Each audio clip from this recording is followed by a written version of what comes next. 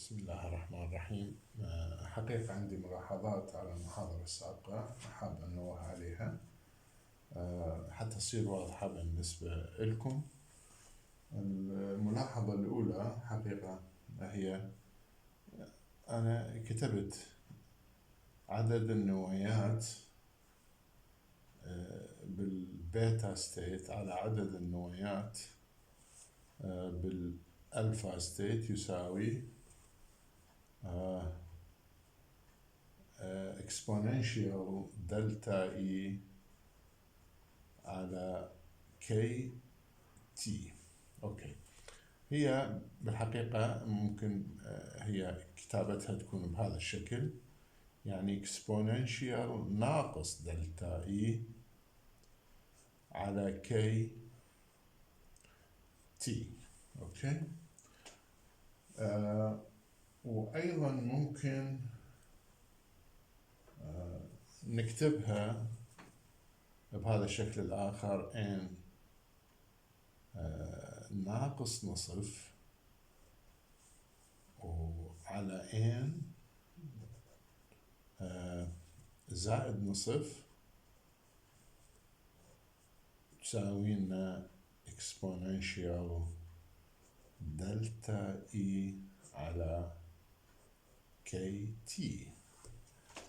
وإذا حبينا نتخلص من هاي الإشارة السالبة نكتبها بالعكس، يعني نكتبها n زائد نصف على n ناقص نصف يساوي لنا exponential هنا طبعا ماكو إشارة سالبة هنا، فراح يصير عندنا exponential دلتا E على كي تي. هذه نقطة.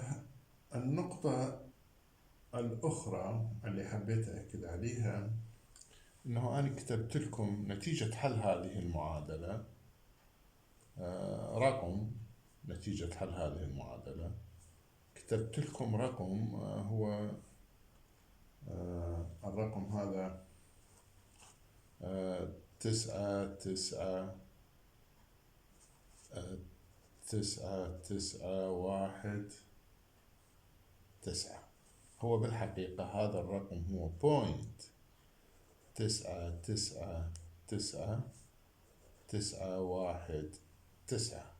هذا هو اللي نتيجة، يعني قيمة n بيتا على n ألفا يساوي لي هذا عندما كانت قوة الجهاز 500 ميجا هرتز.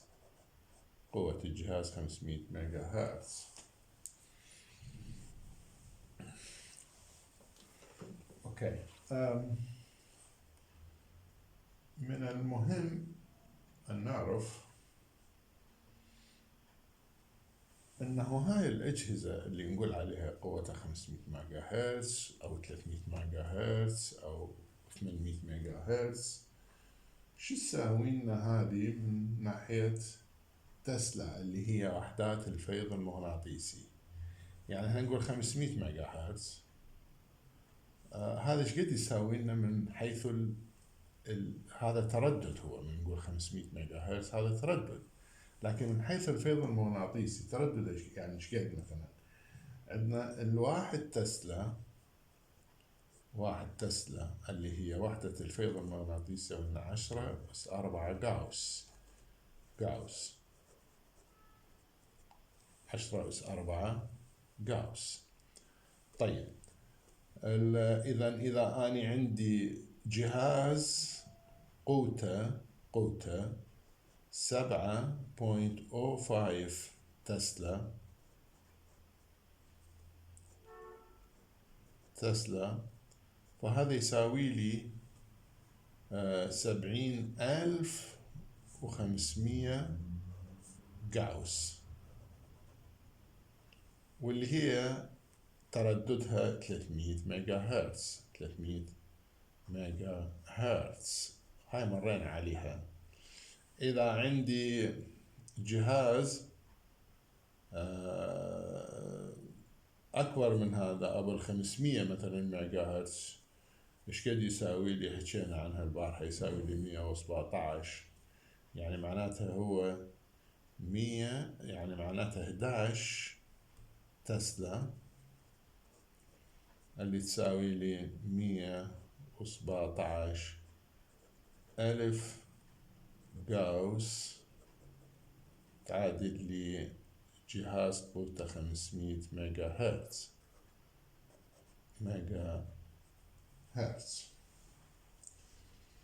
طبعا هنا نعرف انه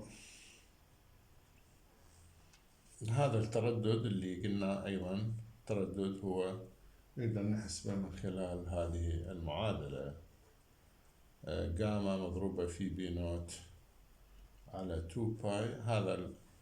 هذا الرقم هو ثابت، ما عندنا مشكلة فيه.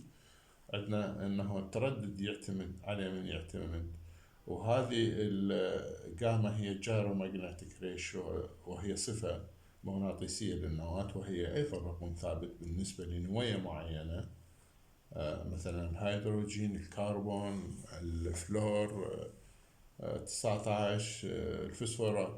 كل واحد من النواة عندهم جايرومagnetic ريشيو خاصة بهم، وليس كل النواة، وإنما النواة اللي تملك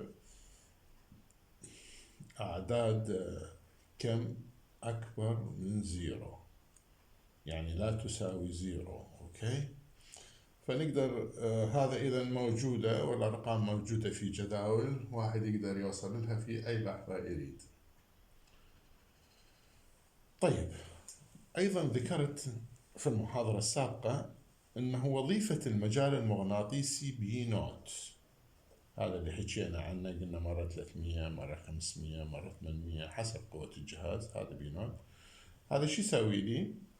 هذا هو مثل ما ذكرنا سابقا انه راح يعزل لي النواة،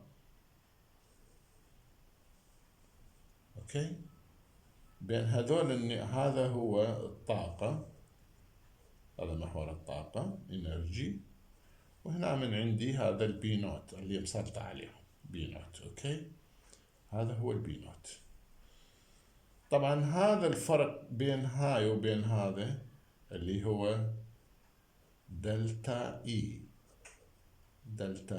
بين هذول التو انرجي ستيت. خلينا شوية اطول هذا المحور. اوكي، هذه هي اي.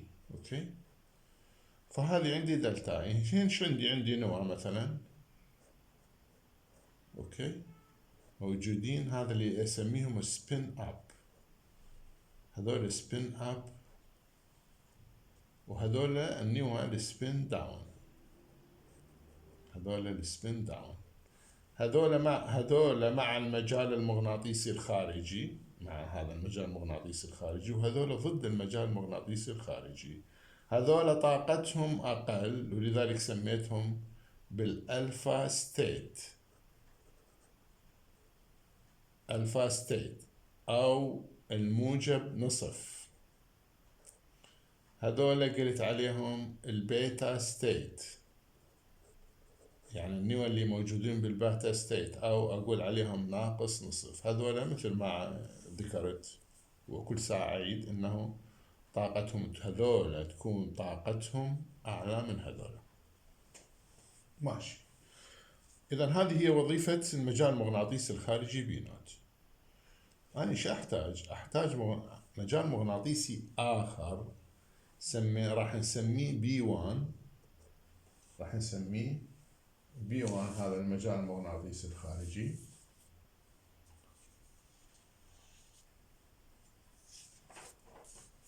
هذا البي 1 متغير، بينما تشوفون البي نوت كان ثابت. إذا هذا متغير، يعني أقدر أغيره. شلون أقدر أغير هذا؟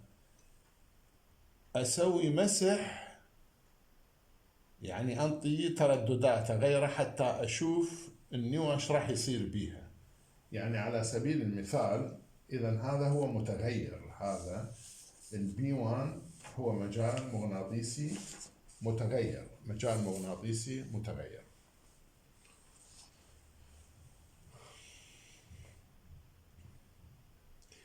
فراح أغير التردد مالت هذا المجال المغناطيسي حتى يتماشى هذا المجال المغناطيسي مع لامر فريكونسي أو تردد لامر بالنسبة للنوى. إذا شو أسوي؟ أغير B1 حتى يتوافق تردد B1 مع تردد لامر لنوى المركب العضوي اللي أريد أقرأ له بروتونين، أريد أقرأ له بروتون. أوكي. وعندما يصير هذا التوافق، فالنوى اللي رمزت لهم بالرمز موجب نصف، هذول النوى اللي رمزت لهم بالرمز موجب نصف، السبين مالتهم راح ينقلب.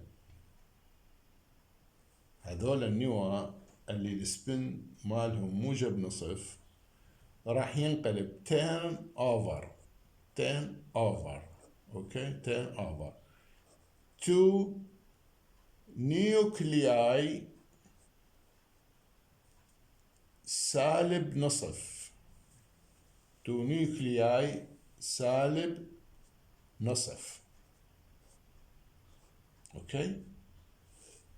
اعيدها، انه عندما اغير هذا المجال المغناطيسي الخارجي، عندما اغير التردد مالته، عفوا مو المجال المغناطيسي الخارجي اللي هو B1، اسف، عندما اغير التردد مالته، نصل الى مرحلة يتوافق هذا التردد مالته مع لامر فريكونسي للنوى اللي رمزها موجب نصف، اللي هي وين قاعدة او اللي ساكنة في الالفا ستيت. هاي راح يصير تيرن اوفر، يعني راح انقلاب بالفتل او انقلاب بالسفن مالتها. فراح راح انتقل من نوى اي الها يساوي موجب نصف الى نوى اي الها يساوي سالب نصف. نتيجة ذلك راح يحدث عندنا ما نسميه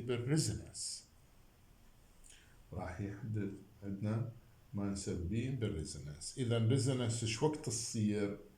عندما يتوافق طور B1 وتردده مع اللامر فريكونسي لهذه النوى. اوكي. اعيدها، ايش وقت تصير عندنا الريزونانس؟ متى تحدث عندنا ريزونانس؟ واللي هي احنا اصلا هو موضوعنا بالانمار يقوم على هذا الاساس. عندما يتوافق تردد B1 وطوره مع لامر فريكونسيز للنوى الموجبة، يعني النوى اللي نرمز لها بالرمز زائد نصف، اللي هي موجودة بالألفا ستيت، نتيجة ذلك، نتيجة هذا التوافق راح تمتص النوى طاقة، أي بمعنى أنه من امتصت الطاقة النيوكلياي هاي اللي هي موجب نصف absorbs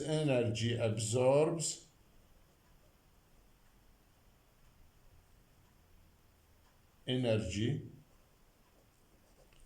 راح تروح إلى تتغير الفتن مالها أو يصير عندنا انقلاب بالسبين، تروح إلى ناقص نصف، إلى نوى ناقص نصف. يعني من هذول النوى اللي جالسين في الألفا ستيت يمتصون طاقة، ينتقلون إلى النوى اللي الفتل مالها أو السبين مالها عكس المجال الخارجي اللي هم قاعدين في البيتا ستيت. فطبعا هذه الطاقة تمتص وتشع، يعني احنا النوى الموجبة امتصت طاقة، مو النوى الموجبة، أقصد النوى اللي هي بالبيتا ستيت، بالألفا ستيت عفوا، امتصت طاقة، فهذه وين انتقلت أو تغير السبين مالها، صارت عندنا بالبيتا ستيت. هذه ما راح تظل بالبيتا ستيت، راح تشع طاقة فترجع وين؟ إلى حالة الألفا ستيت. فإذا أكو امتصاص طاقة، النوى راح تصير طاقتها عالية تروح للبيتا ستيت، والنوى اللي قاعدة في البيتا ستيت أيضا تشع طاقة وترجع إلى حالة ترجع إلى حالة الاستقرار في الألفا ستيت. عندما يصبح امتصاص الطاقة وإشعاع الطاقة متساوي،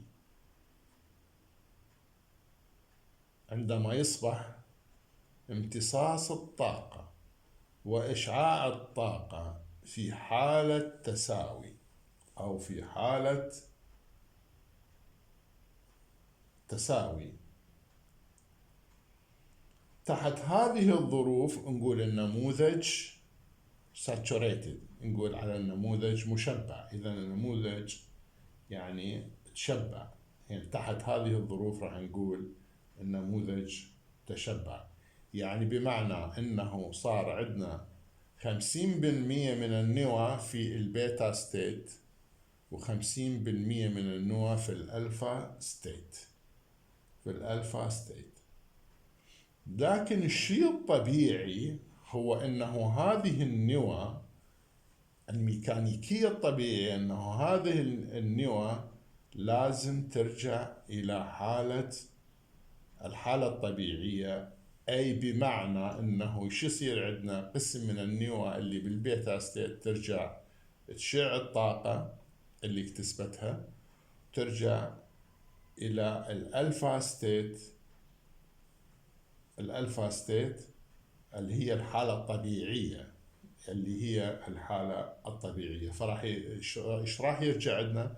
راح يرجع عندنا زيادة في النوى اللي هي سميناها سبين اب، او اللي زائد نصف، رمزنا لها بالرمز زائد نصف. راح يصير من عندها قسم زيادة في حالة الألفا ستيت، في حالة الألفا ستيت. هذه العملية اللي النوى امتصت طاقة وتغير الفتل مالها وتغير السبين مالها وصعدت لنا إلى البيتا ستيت، وصار عندنا نوع من التشبع للنموذج. بعدين هذول رجعوا اللي بالبيتا ستيت شعوا طاقة. هذا الوقت اللازم لإحداث هذه العملية نسميه بالسبين لاتس أو اللونجيتيودينال ريلاكسيشن، ونرمز له بالرمز T1، نرمز له بالرمز T1.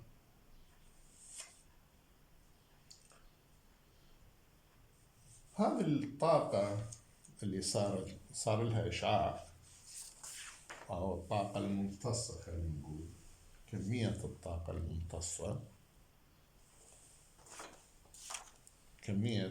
الممتصة، مع التردد. نقدر نرسم الNMR، نقدر نرسم يعني هنا الانرجي amount of energy absorbed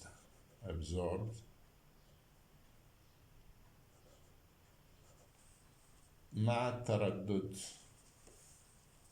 راح ينطينا طيف NMR، راح ينطينا طيف NMR. مثلا هنا عندنا تريبليت، هنا عندنا كوارتيت، هنا عندنا سنجليت إلى آخره، فراح ينطينا طيف NMR، راح ينطينا طيف NMR. هذه هي العملية اللي نسميها عملية الريزونانس. طبعا هذه الطاقة المشعة هي راح إلكترونيا يعني يمكن تحسسها إلكترونيا، وبالتالي تتحول مع التردد تتحول إلى طيف للNMR، تتحول إلى طيف للNMR. أيضا عندنا شغلة أخرى أريد أكد عليها. طبعا مثل ما تعرفون أنه إحنا هذه الأجهزة من نقول 500 ميجا هرتز، 300 ميجا هرتز، أكثر أو أقل من ذلك، هذه الأرقام يصعب تداولها، وخصوصا أنه حكينا عن قوة الجهاز بالجاوس أو التسلا، فهذه الأرقام يصعب تداولها ويصعب أن نرسم بها يعني طيف للNMR. ولذلك ايش راح نقول هنا؟ راح نكون أكثر دقة، بحيث أنه عندنا إذا عندنا جهاز قوته 500 ميجا هرتز، 500 ميجا هرتز، هنا هذا الجهاز كل 500 هرتز من هذا الجهاز، كل 500 هرتز تكافئ لي 1 بارت بير مليون، 1 بارت بير مليون، لأنه ميجا هرتز، 1 ميجا هرتز هو 10⁶ هرتز، 10⁶ هرتز، 1 ميجا تساوي لي 10⁶ هرتز. فإذا عندي 500 ميجا هرتز معناتها 500 هرتز تكافئ لي جزء بالمليون، راح تكافئ لي جزء بالمليون. إذا عندي جهاز 300 ميجا هرتز، هذا يكافئ لي 1 أيضا بارت بير مليون. 300 ميجا هرتز، 300 نعم، على جهاز 300 ميجا هرتز راح يكافئ لي 1 بارت بير مليون.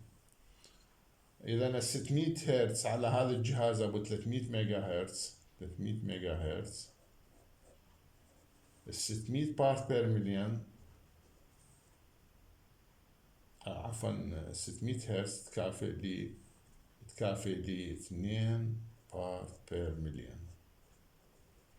إذا عندي 1000 بارت بير مليون، 1000 هرتز، sorry about that، تكافئ لي 2 بارت بير مليون على جهاز قوته 500 ميجا هرتز. إذا ضروري أن نعرف هذول الأشياء. إذا عندي جهاز مثلا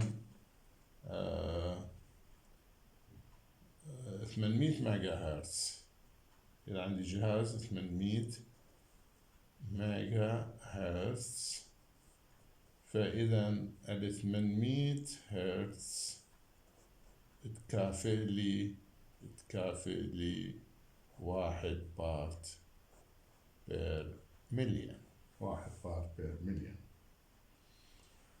إذا يعني إذا 1600 هرتز على هذا الجهاز أبو 800 ميجا هرتز تكافئ لي 2 بارت بير مليون، 2 بارت بير مليون.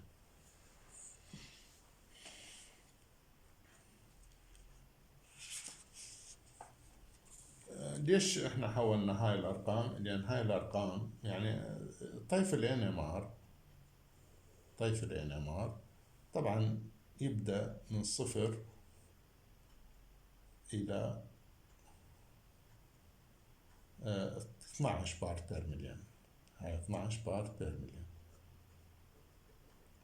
يعني شوفوا حولنا هاي الترددات اللي هي بالميجا حولناها إلى بارت بير مليون. فعندي يعني 12 تقريبا 12 بارت بير مليون. معظم المركبات العضوية تمتص من 0 إلى 12 بارت بير مليون، تمتص من 0 إلى 12 بارت بير مليون مثل ما أشوفها بهذا السكيل. أشوفها بهذا السكيل. هذا يسهل علي تداول الطيف ويسهل علي التعامل مع الأرقام، ولذلك من المهم أن نعرف أنه هذا السكيل اللي راح نتعامل معه في طيف NMR. هاي شغلة. الشغلة الثانية هذه الترددات، احنا مو قلنا عندنا هذا الBI ماجنتيك فيلد، هذا اللي راح نطبقه على هذا حتى نمسح بالنواة ونشوف وين ترنن. طبعا هذا كل نواة راح ترنن عند تردد معين، يعني كل نواة ذرة هيدروجين راح ترنن عند تردد معين. ليش؟ لأنه البيئة الإلكترونية مالت هذه النواة ممكن أن تختلف عن البيئة الإلكترونية مال نواة مجاورة لها، ولذلك راح نشوف في طيف NMR راح تظهر لنا عدة بيكات، وهذه البيكات أو الإشارات، عفوا خلي نسميها الإشارات أفضل، هذه الإشارات هي تعود إلى نواة تختلف في البيئة الإلكترونية، معناتها هذه النواة رننت عند ترددات مختلفة نتيجة توافقها مع المجال المغناطيسي اللي طبقناه واللي سميناه B1. شكرا. إن شاء الله في محاضرة قادمة نلتقي.